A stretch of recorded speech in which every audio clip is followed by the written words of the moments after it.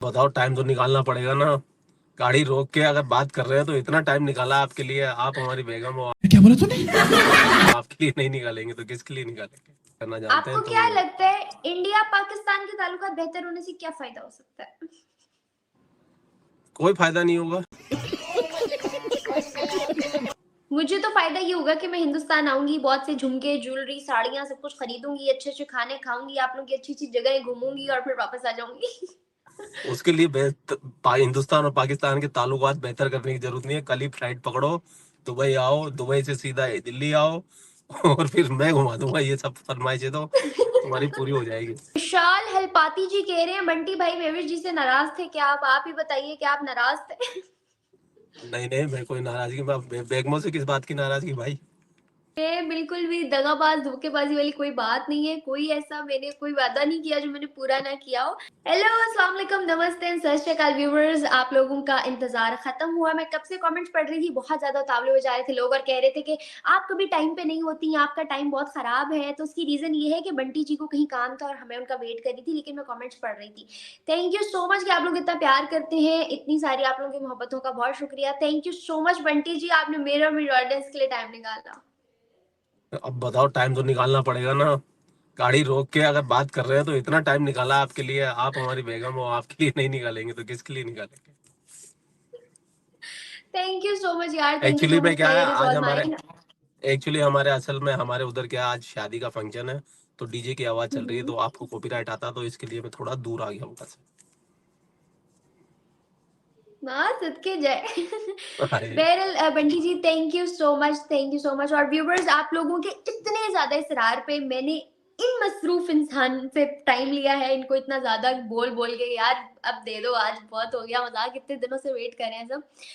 और अभी तो रुको, क्लाइमैक्स अभी बाकी है। हैंडल करना जानते आपको हैं तो। क्या लगता है इंडिया पाकिस्तान के ताल्लुकात बेहतर होने से क्या फायदा हो सकता है?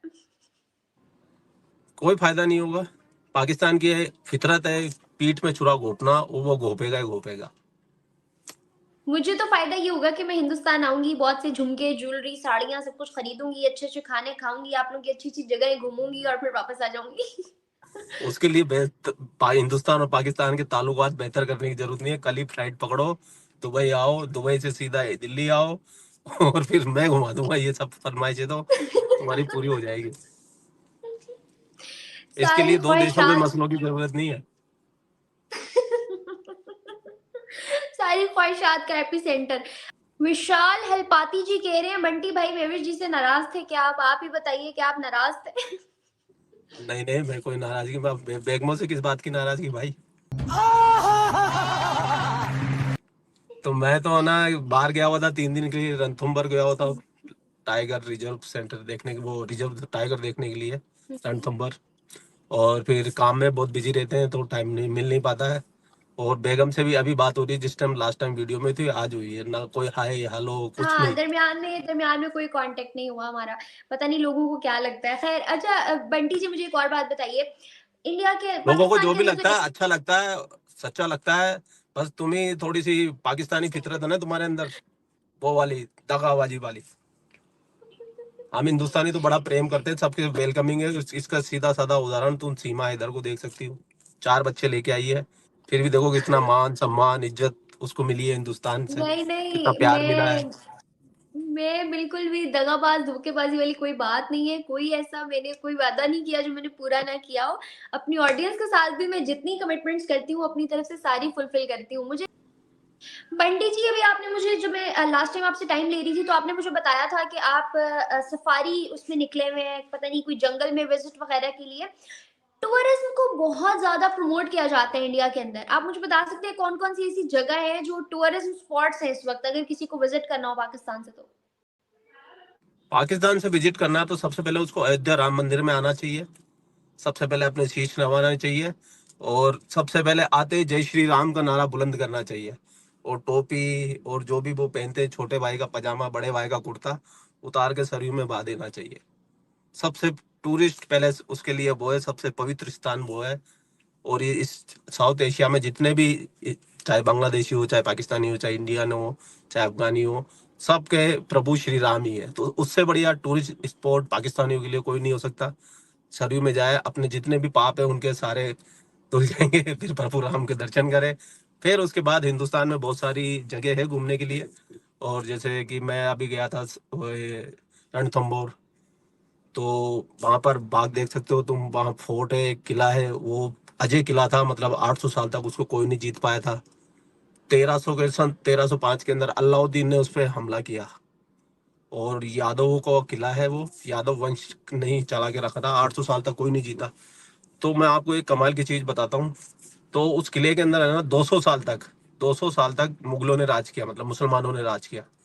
उसमें जितने भी मंदिर थे ना, सबको तोड़ के दरगाह में मस्जिदों में कन्वर्ट कर दिए। और अभी भी है वहां पर एक, बाकी तो बाद में हटा दिए जब दूसरे राजा आए, हिंदू राजा। लेकिन अभी भी वहां पर रास्ते के अंदर जगह जगह मजारे बना रखी है, जगह जगह मस्जिदें बना रखी है। मैं तो हैरान हो गया जब इतना पुराना किला में हिंदू हिंदू राजाओं को, और ये आते ही क्या दूसरे की चीज पे कब्जा करते हैं पाकिस्तानी। तो वैसे वो भी देखने की चीज है। रणथंभौर राजस्थान का सबसे बड़ा वो है। यहाँ पर 82 वो है, क्या बोलते हैं, शेर टाइगर, जिनको तुम लाइव देख सकते हो। 1000 रुपए की बुकिंग लगती है। और दिल्ली है, बॉम्बे पंडित है, जी, गोवा अभी है। अभी आपने एक चीज का जिक्र किया था कि वहां आके नहाओ तो पाप धुल जाते हैं। क्या वाकई ऐसा होता है या ये सिर्फ एक मिथ है? मिथ नहीं है, वाकई में ऐसा होता है। आपकी श्रद्धा होनी चाहिए, आपका जैसे विश्वास होता है कि नहीं आप मेरे पाप धुल जाएंगे, तो बिल्कुल धुल जाते हैं पाप।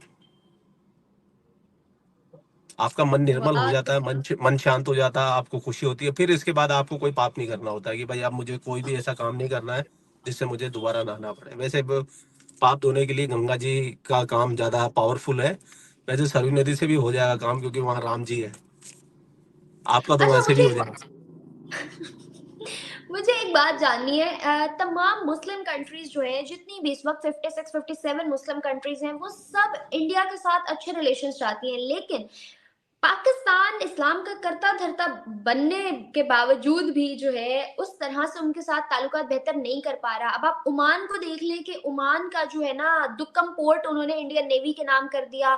स्विट्जरलैंड ने $100 इन्वेस्ट करने की वो बात कर ली। और भी बहुत सारी मुस्लिम कंट्रीज हैं जो एक के बाद दूसरी इन्वेस्टमेंट करती जा रही है हिंदुस्तान के अंदर। क्या वजह है? सनातन होने के बावजूद, कट्टर हिंदू होने के बावजूद लोग वहां इन्वेस्ट करना पसंद करते हैं और पाकिस्तान में नहीं। कट्टर हिंदू क्या होता है? कट्टर नहीं, सब हिंदू ही है। कट्टर तो वो होते हैं कि जो मतलब दूसरे को तकलीफ पहुंचाते हैं। कट्टर मुसलमान होते हैं, हिंदू नहीं होते। हिंदू तो अपने आप को बस अपने आप को वो जो, अगर हिंदू कोई कट्टर भी होता है ना, तो वो सिर्फ अपने सनातन की बात करता है। वो किसी को मतलब ऐसे छोटा छोटा बड़ा करने की कोशिश नहीं कर रहा होता, सामने वाले को नीचा दिखाने की कोशिश नहीं करता। तो कट्टर होते हैं मुसलमान की नहीं, हमारे लिए सिर्फ एक ही चीज सबसे बड़ी चीज होती है, उसके अलावा सब फेल है। लेकिन हम हमारे जैसे जो होते हैं कट्टर हिंदू, जैसे मैं हूँ, सनातनी हूँ, पक्का सनातनी हूँ, अपने आप को बोलता हूँ। मैं तो मतलब मैंने तो कभी मेरी जिंदगी में अंडा भी नहीं खाया, मांस मच्छी तो बहुत दूर की बात है। तो मैं कट्टर सनातनी हूँ, लेकिन मैं कभी किसी का बुरा नहीं चाहता हूँ कि मतलब कि भाई इसका बुरा हो जाए, इसका बुरा है। मेरे नजरिए में सबका अच्छा हो।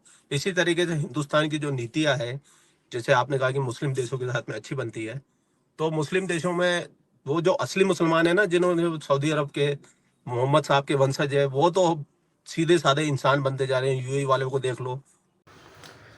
तो दोस्तों, आप लोगों ने वीडियो देखी। उम्मीद करता हूं दोस्तों आप लोगों को वीडियो पसंद आई होगी। बहुत दिनों के बाद आज अनम शेख का वीडियो देखने को मिला।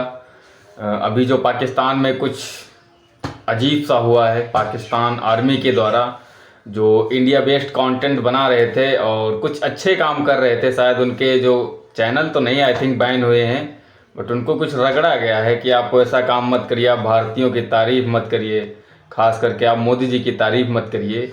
और इससे बहुत से जो यूट्यूबर्स थे जिनके हम लोग वीडियो देखते थे, आनंद उठाते थे और अच्छा काम कर रहे थे सभी यूट्यूबर्स, बट उनके कंटेंट बदल गए हैं दोस्तों। अब कोई ब्लॉगिंग कर रहा है, अब तो सभी लोगों ने तो जियो पॉलिटिक्स बंद ही कर दी यार। दोनों देशों के लोगों को मिलाने की बातें चल रही थी, दोनों देशों के रिश्ते को अच्छे करने की बातें चल रही थी, अचानक से जियो पॉलिटिक्स बंद हो गई। और इसी मुझे दिख गई एक अनम शेख की वीडियो, और बहुत अच्छी वीडियो है। लेकिन पाक आर्मी चाहे जितनी कोशिश कर ले, लेकिन डॉलर में वो ताकत होती है दोस्तों कि अपने दिल से भारत के प्रति प्यार तो नहीं निकाल पाएंगे जो पाकिस्तान के यूट्यूबर्स हैं। और दोस्तों अगर बात करें तो जो सैला खान है अभी वो मतलब बंदी लगी हुई है और वो उसी कंटेंट पर काम कर रही है दोस्तों। और दूसरा शोएब चौधरी है जो कि उसी कंटेंट पर काम कर रहा है और लग के काम कर रहा है। मतलब अब इन लोगों का आगे चल के क्या होगा, क्योंकि ऐसे सुनने में आता है कि पाकिस्तान में रह करके आप पाकिस्तान की आर्मी से दुश्मनी तो नहीं ले सकते। और बाकी महफिज नाज हो गई, रिबाहत के तो वीडियो बहुत ही कम आ रहे हैं इस टाइम। अनम शेख ने कंटेंट बदल दिया, डेली शोएब जो मुजम्मिल थे उन्होंने अपना कंटेंट बदल दिया, और अब कंटेंट का काम भी वो कर रहे हैं तो भारत का नाम तो नहीं ले रहे हैं वो, या अदर कंटेंट पर। जैसे अब ये अनम शेख वीडियो बना रहे हैं कि देखते हैं पाकिस्तान की खूबसूरत हसीनाओं से ओपिनियन ले रहे हैं कि पाकिस्तान के लोग, पाकिस्तान के लड़के ज़्यादा खूबसूरत होते हैं या इंडिया के लड़के ज़्यादा